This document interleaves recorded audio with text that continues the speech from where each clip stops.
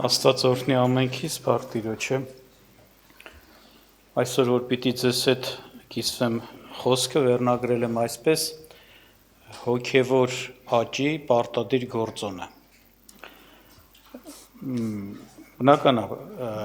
քրիստոնյան հոգևոր մարդը ինքը հասկանում է, որ հոգևոր կյանքի մեջ ինքը պիտի աճի եւ փափագում է։ Ուղիղ քրիստոնյան փափագում է, որ օրեցօր էլ ավելի հոգևոր աճ ունենա, հոգևոր զորություն ունենա, Սուրբ Հոգով լցված, Աստծով առաջնորդված կյանքով ապրի։ Եվ այս անընդհատ ասենք հոգսերի մեջ, որ կարդում ենք վերջի հոգսերի մեջ շատ է, չէ՞, այդ հոգսը խնդրում եմ աղոթք արեք, որ Աստված ինձ հոգևոր աճ տա, առաջադիմեմ։ Իրականության մեջ դա անկախ մեզանից չի կատարվում, այո, աճեցնողը միշտ էլ Աստված է, դա այդպես է։ Ինչպես տեղ կա առակի մեջ ասում է, չէ՞, սերմը, որ գցում են, Տերը մի առակ պատմեց, չէ՞, որ սերմը գցում ես, դու գցում ես, դու ջրում ես, բայց այդ աճելու process-ը քեզանից կախված չի։ Ինքը իրան ասում է, գիշերն անցնում է եւ ինքը աճում է, այդ բույսը բարձրանում է։ Ճիշտ է, դու քոնը արեցիր, բայց այնտեղ բան կա, որ քեզանից չէ, եւ ասում է, աճեցնողն էլ այդպես Աստված է, այո։ Այո, շատ դեպքերում մենք լավ ենք տեսնում Սուրբ գրքից, որ հասկանում, որ հոգևոր աճի համար հենց Սուրբ գրքի խոսքի մեջ գտնվելը, խոսքը կարդալը, խոսքի վրա մտածելը կարևոր նշանակություն ունի։ Երբ որ խոսքը մարդը խոսքի հետ հաղորդա, Աստծո խոսքի հետ հաղորդա Սուրբ գրքով, Աստծո հոգին էլ այդ գրքի վրա է, որտեղ գրքի հեղինակն է, գիտենք, եւ Աստծո հոգին բացում է ճշմարտություններ եւ այդ ճշմարտությունների բացահայտումը մարդու համար առաջացնում է մարդու մեջ հավատք, ինչպես գրված է, հավատքը լսելուց է, չէ, լսելը Աստծո խոսքից։ Լսելը Աստծո խոսքի հայտնությունով է, այսպես կարելի ասել, բացահայտումով է, հավատքը կներեք։ Եվ բնական է, որքան մեծ հավատք, այնքան ավելի զորավոր աստվածապաշտության կյանք, հոգևոր աճ։ Բայց նաև այսպես ասեմ, հետաքրքիր է, Աստված հաճախ շատ հոգևոր բաներ բացատրելու համար, արքայության համար եղած բաները բացատրելու համար տերում ենք մեր Տեր Հիսուս Քրիստոսը դիմում էր առակների, չէ՞, այսինքն կյանքի կենթանի օրինակը վերցնում էր եւ զուգահեռներ տալնելով բացատրում էր, թե հոգևոր հարցում, արքայության հարցում ոնց որ ասած սրա նման ինչ կա, ինչա կատարվում։ Նմանապես ասենք կյանքում մենք գիտենք, որ եթե օրինակի համար բույսը աճի, պիտի ջրվի անպայման։ Բայց պատկերացրեք բույսը ցանել ես եւ ասենց ասած ծիլա տվել, բարձրացել է, բայց անձրև, ամեն օր անձրև։ Վերջ-վերջը այդ բույսը կաճի, թե չէ։ Գուցե մի պահ շատ լավ աճի, հետո պիտի փչանա դա, չէ՞, նեղի։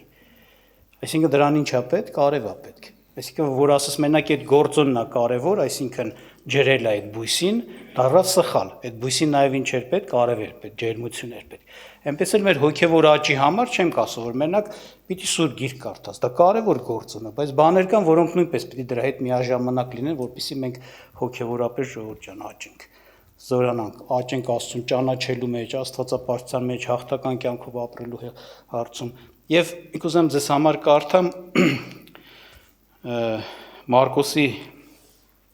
9-րդ գլխից 46-ից 49 խոսքերը, որ այսպիսի բան է ասում. Տերը, հիշում եք, խոսում էր գայթակղությունների մասին եւ ասում էր, որ եթե քո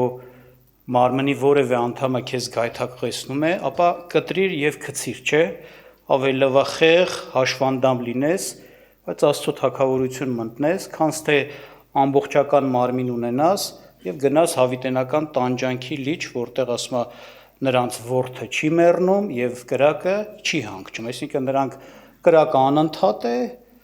նրանք էլ գոյություն են ունենալու տանջվելով այդ կրակի մեջ, չէ՞ չի որ կրակը կայրի մի ժամանակ, մի առժամանակ հետո կվերանա, կոչնչանա, ինչպես տեսնում եք շատ բաներ կրակը հիմա այրում, որ այրում է, չէ, վերանում են դրանք, չէ, ասում է նրանց որդը չի մեռնի, նրանց եւ կրակը չել սպառվի։ Եվ այսպիսի բան ասես, կուզեմ հիշեցնեմ, ամփոփիչ ինչ խոսք ասեց, ասում է, եթե քո աչքը 46-ից կարդամ, քեզ գայթակղեցնում է դուրս հանիր նրան, Լավ է քեզ, որ մեկ աշկով Աստծո արքայությունը մտնես, քանց թե երկու աշկ ունենաս ու կրակի գեհենան գնես, որտեղ նրանց որդը չի մեռնում եւ կրակը չի անցնում, որտեղ բոլորը կրակով պետք է աղանվի եւ ամեն զոհ աղով պիտի աղանվի։ Աղը բարի է, իսկ եթե աղը անհամանա, ինչով համովացնենք, աղ ունեցեք ձեր անձերումը եւ իրար հետ խաղաղություն արեք։ Ուրեմն ստեղ խոսեց այդտեղ կրակի մասին, որ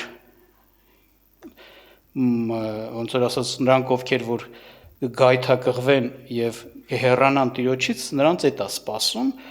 եւ շարունակության մեջ խոսեց նույն կրակ բառն այ այստեղ օգտագործեց, որ բոլորը կրակով պետք է աղանվի եւ ամեն զոհ աղով պիտի աղանվի։ Նախ հիշենք Սուրբ Գրքից հենց այն զոհերը, որ մատուցվում էին Տիրոջը, աղ էր մատուցվում։ Անկամ այն ուխտը, որ իրանք կապեցին Տիրոջ հետ, աղի ուխտ էր կոչվում։ Եթե կարդաք դուք օրինակի համար ես համարներ կարող եմ ասել, բայց չեմ կարդա, Ղևտացից 2:13-ը, երկրորդ Մնացորդաց 13:5-ը, Թվոց 18:19։ Այս բոլոր համարներում հենց այդպես գրված է։ Տեր ասում էր իմ զոհերից աղը պակաս չանես, եւ անգամ այդ ուխտ անվանում էր աղի ուխտ, հենց այդպես էր անվանում։ Այսինքն ամեն զոհ, որ այստեղ Տերը ասեց, այդտեղ հենց ներկայացնում, ասում է, որովհետեւ ամեն զոհ աղով պիտի աղանվի։ Աղով պիտի աղանվի։ Բայց հետաքրքիր է Տերը այսպիսի բան ասեց այս հարցում, ասեց կրակով պիտի աղանվի շարունակության մեջ եւ ամեն աղ ասեց եւ որտեղ ուրեմն բոլորը կրակով պիտի աղանվեն։ Բոլորը կրակով, ինչպես որ ընդեն ժամանակ ասում զոհա աղով էր աղանվում, այդ աղի դերն էլ հիմա պիտի կատարի ինչը կրակը, ամենը, այդպես էլ ասես Տերը։ Ես չեմ ուզում խոսեմ անհավատների, ասենք նրանց մասին, ովքեր որ չեն ուզում ապաշխարեն կամ չեն ապաշխարում, գիտենք, նրանց համար կրակը հենց այս խոսացած կրակն է, հավիտենական դատաստան պատիժ, ինչպես որ ներկայացվեց, դա է, մենք գիտենք, եթե չապաշխարեն, ի վերջո նրանց համար այդ կրակը, որ պետք է կրակով աղանվեն, այդ է նշանակում, այսինքն մենք գիտենք նաև դա կոչվում է նաև կրակով մկրտություն, չէ՞։ Պիտի մտնեն այդ կրակի մեջ, ընկղվեն, թաղվեն կրակի մեջ եւ տանջվեն եւ դուրս չգան, հավիտյան այնտեղ պիտի լինեն։ Այսպես է։ Եվ հետաքրքիր է, որ ներկայացնում է այստեղ, ասում է ամենը, չի ասում նրանց միայն մասին, որովհետեւ բոլորը կրակով պետք է աղանվի։ Բոլորը։ Այսինքն նաև հասկանում ենք նաև քրիստոնյա մարդն էլ է կրակով անցնելու, բայց բնականաբար հասկանում ենք այդ կրակի մասին չի խոսքը։ Եվ Սուրբ Գիրքը բացահայտում է, մենք գիտենք, Սուրբ Գիրքը իսիրականությունը բացահայտում, որ այդ կրակը հանդիսանում է կյանքի փորձությունները, տարբեր տեսակ փորձություններ, նեղություն, դժվարություն, հալածանք, բանտ, ծեծ, ասենց ասած զրպարտեն քեզ, բամփասեն քեզ, չարախոսեն քեզ, որպես քրիստոնյա, գուցե նաև ոչ թե գուցե հենց հիվանդություն, աղքատություն կարա լինի, որ կարդում ենք, դա հենց թեկուզ ես կարդում եմ Եբրայեցիս 11-րդ գլուխը այս թեմա պատրաստել ես, վերջի մասերում, որ խոսում է հավատքի մարդկանց մասին, որ ասում է կարոտություններով ապրեցին, բանտերով անցան, նեղություններ քաշեցին, խոռոշներում բնակվեցին այդ ժայռերի եւ այլ, այսինքն մեծ նեղություններ քաշեցին։ Մեծ նեղություններ ունեցան, այսինքն տեսնում եք, որ սա այո, սա կա լինում է, բայց նաև այդ կրակը ներկայացված է, բոլորը պիտի այդ կրակով աղանվեն, այսինքն Աստված որոշել է իր ժողովրդի համար, որ դրանով նրանք անցնեն, բոլորը անցնեն։ Եվ աղանվելը, այստեղ որ ասում է աղը բարի է, ձեր անձերում աղ ունեցեք, չէ՞, այսինքն այդ կրակով, որ պիտի աղի հատկություն ստանա, կամ ուրիշտեղ ասում է դուք եք երկրի ինչը, աղը, դուք եք երկրի լույսը, հասկանում եք, աղը բարի բան է, աղը համն է, չէ՞, հոգևորության, Աստծո, ոնց որ ասած Քրիստոսի համն է տալիս դու դրանով, եւ հետաբար այդ կրակը, ասած պատճառ է դառնում, որպեսզի դու համովանաս, դու աղանվես, դու ընտիր դառնաս, մաքրվես, սրբվես, Էլ ավելի սենց ասած հոգևոր քո կյանքում հոգևոր Քրիստոսի համու հոտը, բուրմունքը, կյանքը բացահայտվի, երևա, այդ կրակով աղանվելը իրականանում փաստորեն։ Այսինքն ինչ է սա նշանակում, Աստված որոշել է մեզ աճեցնի, այո, ավելի ու ավելի, ինչպես ասեցիք, այդ որակների մեջ, բայց դրա մի գործոնն էլ հանդիսանում է ոչ միայն, ինչպես ասեցիք, օրինակ Սուրբ Գիրք կարդալը, այլ նաև այդ փորձություններն ու դժվարությունները։ Սրանք փաստացի մեր հոգևոր աճի պարտադիր պայմաններից են։ Հենց այդպես Տեր ասաց, ամենը պիտի աղանվեն կրակով։ Այսպես։ Այսինքն, եթե քրիստոնյա ես, հոգևոր ես, Տիրոջը ընդունած ես, ուրեմն իմացի, որ սա քեզ կպատահի։ Ես Աստված նախատեսել է, որ այս ճանապարհը, որպեսզի այս ճանապարհը օգտագործելով քեզ աճեցնի, եթե քեզ ջուր է պետք, որպես Աստծո բույս, ասենց ասեմ, քեզ նաև արև է պետք, կրակ է պետք։ Եթե միայն հա սովորես ու ասենց անես կրթվես, բայց այդ կրակը չլինի, հոգևոր աճը այն չի լինի։ Եվ բնականաբար սա պիտի ասենք, որ մարդը, որ գիտի, հասկանում է սա, ինքը արդեն իր անձը, իր սիրտը, միտքը, հոգին, ասենց ասած, պատրաստում է այդ իրականությանը։ Հասկանում է, որ եթե ոչ թե մենակ օրինակի համար Հոբի համար է, կամ էլ թե չէ Աբրահամի ինչ-որ համար է, կամ այս մյուսի, կամ Աստծո այս ինչ ծառաների մարդկանց համար, այլ նաև ինձ համար է որոշված, որտեղ Աստված եթե որոշել է ինձ աճեցնի, հետևաբար նաև պիտի նա ինձ այդ ճանապարհը, որ ինքը ընտրել է, այդ ճանապարհով անցկացնի աճեցնելու։ Այսպես է Տիրոջ խոսքը ասում։ Պարզ է։ Եվ պատահական չի, որ հետաքրքիր է, օրինակ, որ կրակը իրոք, ասենք, կրակի նմանեցնում այդ ընտիր դարձնելու, կրակի գործողությանը նմանեցնում այդ ընտիր դարձնելու ճբանը, աշխատանքը, օրինակ կուզեմ հիշեցնեմ ձեզ Եսայի 48:10, ասում է, ահա ես քեզ մաքրեցի, ոչ թե արծաթի կերպով, ես քեզ փորձեցի նեղության հալոցքումը։ Այսինքն ինչ է ներկայացնում։ Հալոցք կա, որի միջով անցկացրեցի եւ քեզ մաքրեցի։ Դա ներկայացնում է արծաթը մաքրելու, ոսկին մաքրելու կերպին։ Արծաթն ու ոսկին, եթե ինքը բան վիճակում է, ասենք, պինդ վիճակում է, եթե ինքը հալված վիճակում չի, նրա միջի պարունակությունը չի երևում։ Որ նայես ամբողջությամբ գուցե կերևա որպես դա արծաթ, որպես ոսկի, բայց իրականության մեջ դրա մեջ խառնված, ասենց ասած, ավելորդ բաներ կան, վատ բաներ կան, եւ որպիսի մարդը այդ ավելորդությունից, որպիսի արծաթից այդ ավելորդությունից ազատի, նրան անպայման պետք է, որպեսի ավելի ընտիր ու պատվական դարձնի ոսկին, նրան անպայման պետք է, որպեսի այդ արծաթը ջրիկանա, չէ, հեղուկ դառնա ինչ-որ չափով, հալվի։ Այդ հալվելու process-ը, գիտեք, կրակով է իրականանում։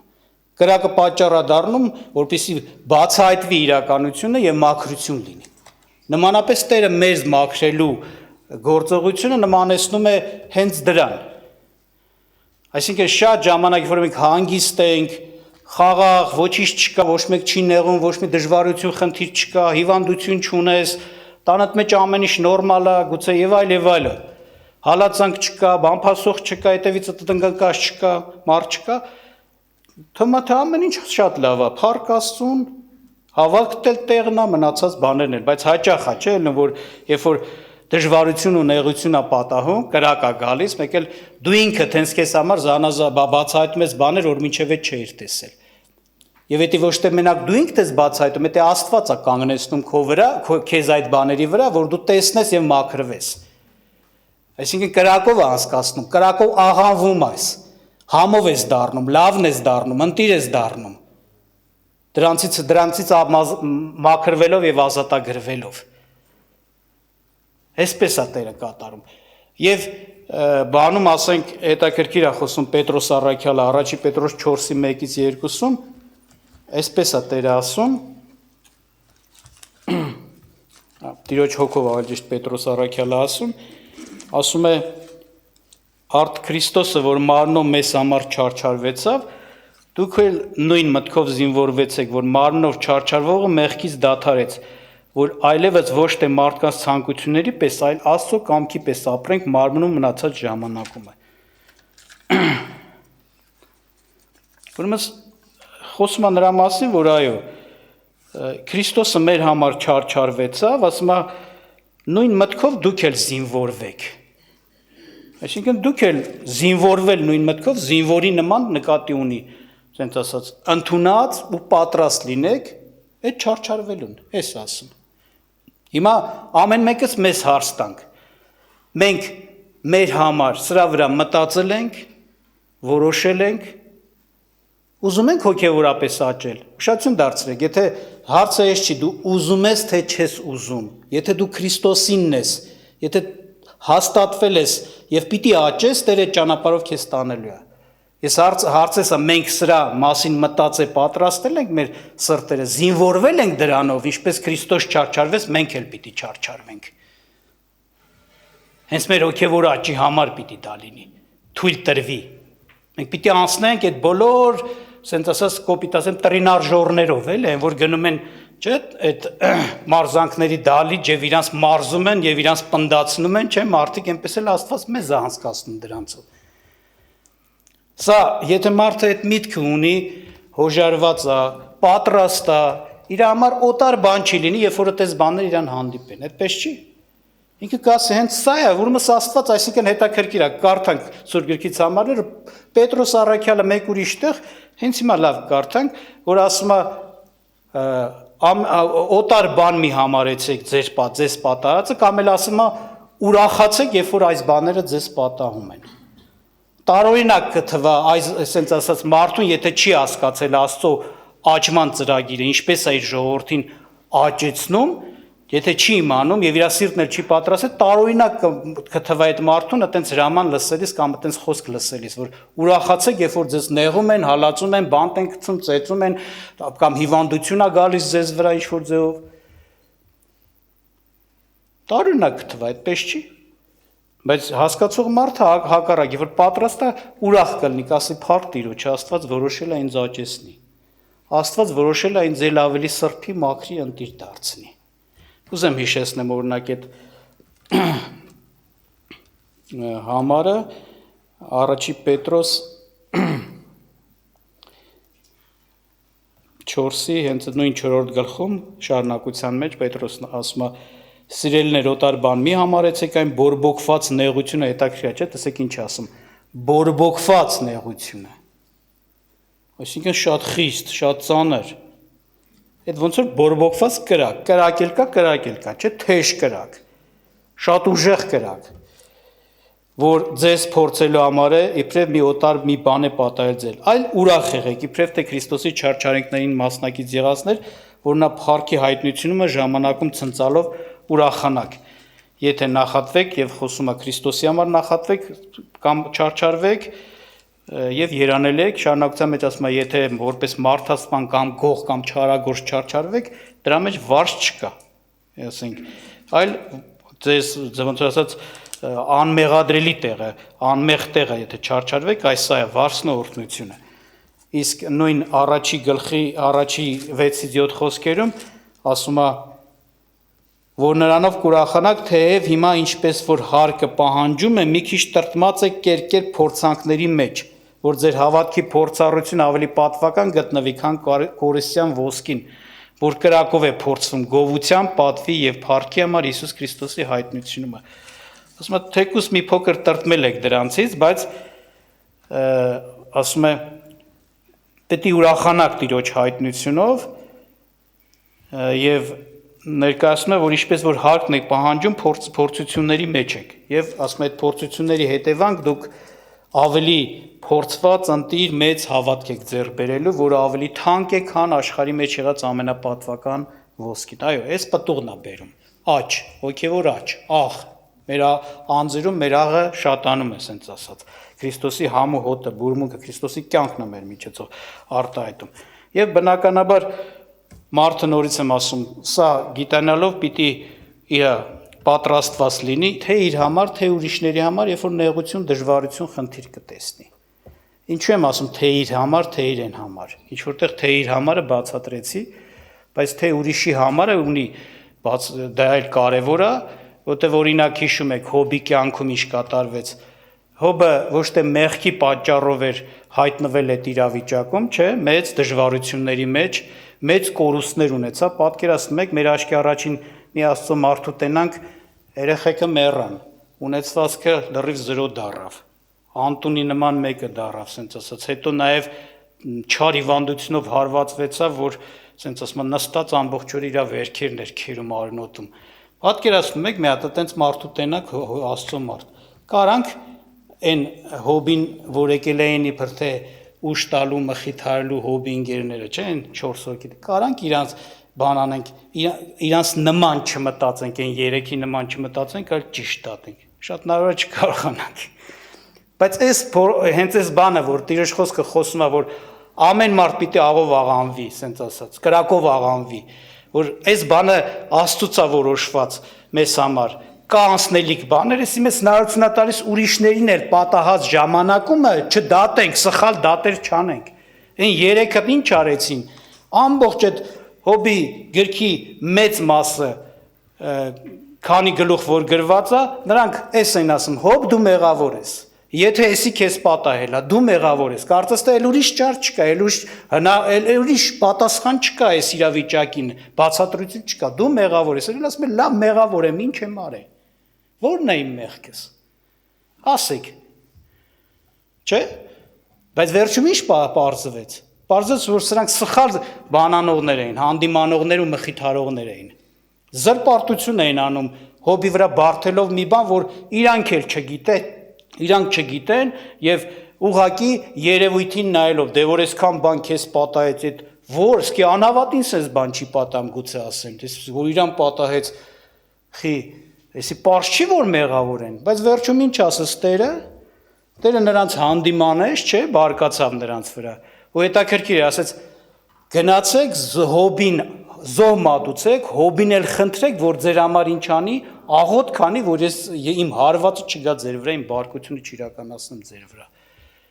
Այն որին որ դուք մեղադրում էիք, այնի պիտի ձեզ համար աղոտ քանի, որ ես ձեզ ներեմ, որ ես ձեզ չհարվածեմ։ Այո, երբ որ սա հասկանում եք, նաև էլ սխալ դատանողներ չենք, գիտեք, ինչ մենք շատ զգուշ պետք է լինենք այդ հարցերում։ Եթե մեկին մի բան պատահեց, մի բան եղավ, հոպ, մի անգամից չդնենք ու դատենք։ Ասում է փորձություն է, որ Տերը անցկացնում է եւ պիտի օրհնի, ինչպես օրինակ Հոբին օրհնեց։ Հիշում եք, կրկնապատիկ ամեն ինչ նրան տրվեց։ Թե նյութականը, թե ասենց ասած ընտանեկան եւ այլ, թե հոգեվորն էլ։ Հոբը, երբ որ խոսում էր Տիրոջ հետ,